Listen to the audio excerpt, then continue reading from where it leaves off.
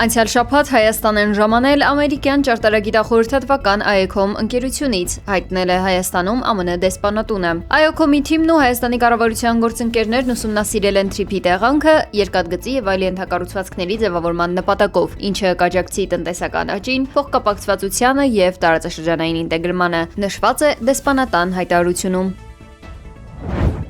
Թայվանը Հայաստանի քաղաքացիների համար ներդրել է էլեկտրոնային վիզաների համակարգ։ Երկրի արտգործնախարարության հյուպատոսական գործերի բյուրոն հուլիսի 7-ին ընդլայնել է էլեկտրոնային վիզաների ծրագիրը, ներառելով եւս 20 երկրի, որոնց թվում է նաեւ Հայաստանը։ Էլեկտրոնային վիզան ձևակերպվում է հատուկ առցանց հարթակի միջոցով։ Դիմորդները պետք է լրացնեն հայտը եւ վճարեն սահմանված պետական տուրքը։ Համակարգն ընդունում է Visa Mastercard եւ JSAB վճարային քարտերը, իսկ կանխիկ վճարման հնարավորություն նախատեսված չէ։ Ծրագիրը գործում է մինչև 2027 թվականի հուլիսի 6-ը։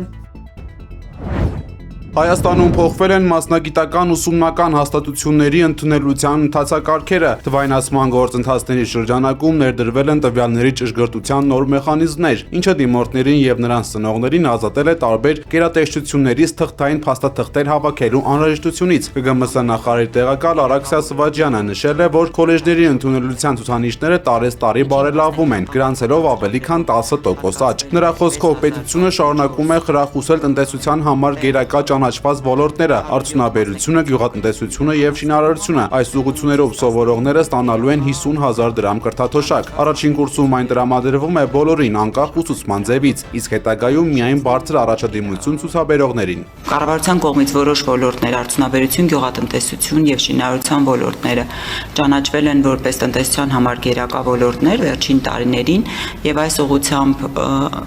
կրթություն ստացող շրջանավարտներին առաջարկվում է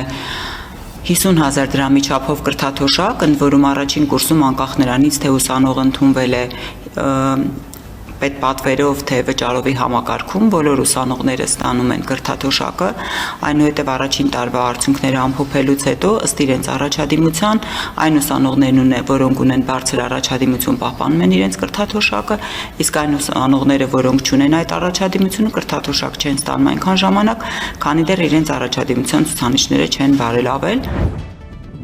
Կիրակի հուլիսի 12-ին Հանրապետության հրապարակում Վարդավառ 2026 տոնակատարությամբ պայմանավորված փակ կլինի տրանսպորտային միջոցների մուտքը Հանրապետության հրապարակ եւ հարակից փողոցներ ժամը 07:00-ից 24:00 ներառյալ։ Հուլիսի 11-ից էլ ժամը 18:00-ից մինչև հուլիսի 12-ը ժամը 24:00 փակ կլինի Շահումյանի արձանի հարևանությամբ տեղակայվելիք մանկական գոտուն հարող միակողմանի նեղ փողոցը, հայտնել է Երևանի քաղաքապետարանը։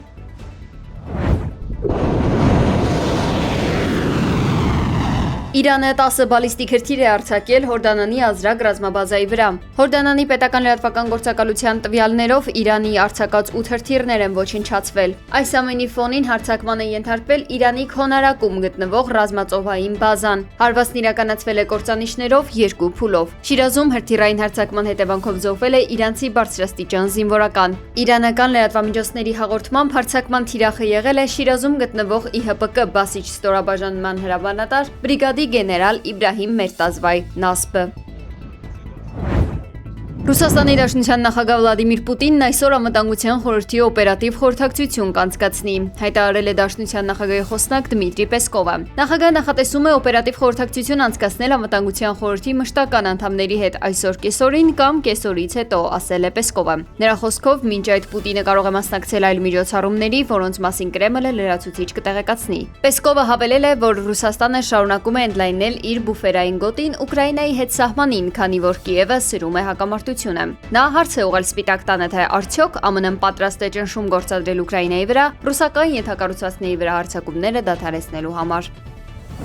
Сегодня со мной произошел несчастный случай. Ռուսաստանի Վլադիվոստոկ քաղաքում հղիկին ընկել է բազմաբնակարան շենքի 7-րդ հարկի պատուհանից եւ գրեթե չի տուժել։ Կինը երեխային չի կորցրել, հարվածի հետևանքով միայն սալջարդներ ունի։ Կինը պատմել է, որ գիշերը քունը չի տարել, որոշել է մաքրել պատուհանը, ինչի ժամանակ էլ սայթաքել ու մեջքով ընկել է պատուհանից։ Ребенок жив-здоров на 30-й неделе. У меня нет ни одного перелома.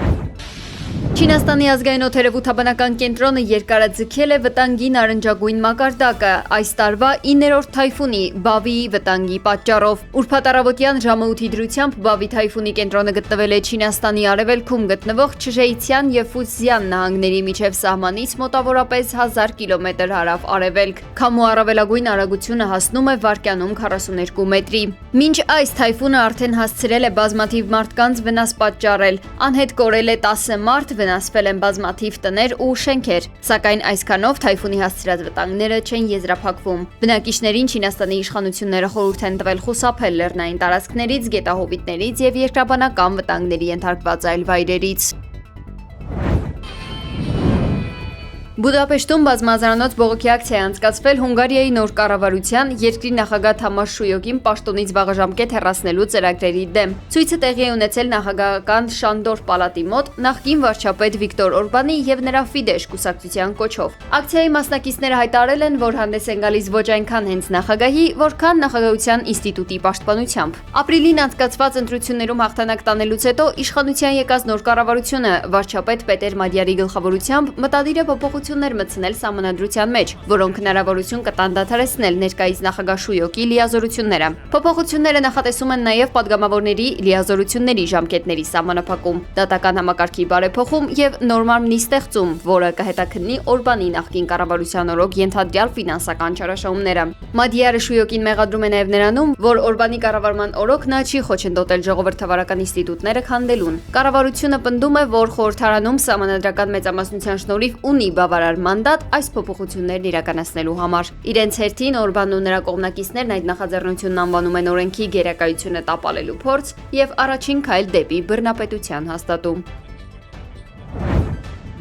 Իսպանիայի Անդալուսիա քաղաքում շոկի ալիքի ֆոնին մոլեգնում է տարածաշրջանի պատմության մեջ ամենամեծ անտառային հրդեհը։ Տեղական իշխանությունները հայտնել են 12 զոհի մասին, վիրավորների թիվը անհայտ է։ Կան լուրջ այրվածքներով հոսպիտալացվածներ։ Եվրոպական երկրներում տառապում են ռեկորդային շոկից։ Գերմանիայում արդեն 5000 մարդ է մահացել, Ֆրանսիայում բռնկվել է ավելի քան 300 հրդեհ, իսկ Գոլֆեշ ատոմակայանի ռեակտորը փակվել է ռեկորդային բարձր ջերմաստիճանի պատճառով։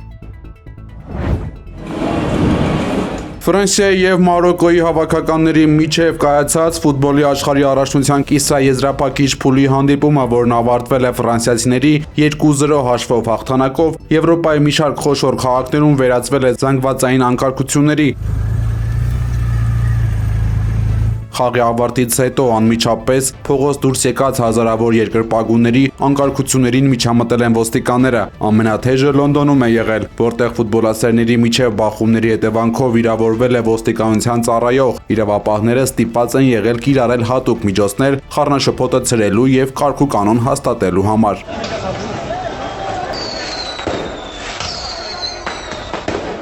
Ֆրանսիական իշխանություններն էլ կանխած գալով հնարավոր լարվածությունը նախապես անվտանգության ուժեղացված միջոցառումներ էին ձեռնարկել։ Ողջ երկրում մոբիլիզացվել էր ավելի քան 20,000 ոստիկան, որոնցից 8000-ը միայն Փարիզում։